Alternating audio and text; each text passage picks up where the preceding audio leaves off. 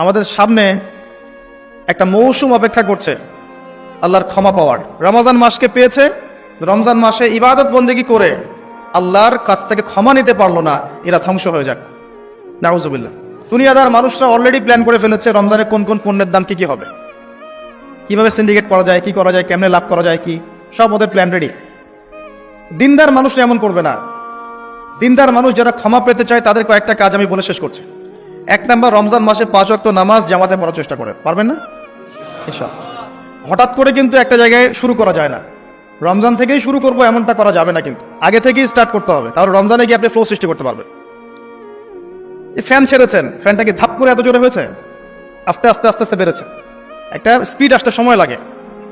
আপনি প্রথমে দৌড় শুরু করেই তো বাইকে আপনি 100 টানতে পারবেন না, আপনাকে গ্র্যাজুয়ালি যেতে হবে। এটাই সুন্নাহ, আল্লাহ পাকের সুন্নাহ গ্র্যাজুয়াল।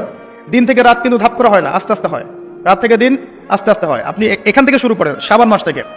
শাবান মাসে মাঝে মাঝে কিছু রোজা রাখেন, কয়েকটা সোম শাবান মাসে রাখেন। নবী সাল্লাল্লাহু আলাইহি ওয়াসাল্লাম শাবানে বেশি বেশি রোজা রাখতেন। আল্লাহ পাক আমাদেরকে তৌফিক দান করুন, যাতে রমজানে গিয়ে আমাদের কষ্টটা কম হয়। 5 ওয়াক্ত নামাজ জামাতে পড়ার চেষ্টা করেন। সেহরিতে এমনভাবে খাবেন না যে মনে হয় এটা আপনার জীবনের শেষ খাওয়া, এভাবে খাবেন না।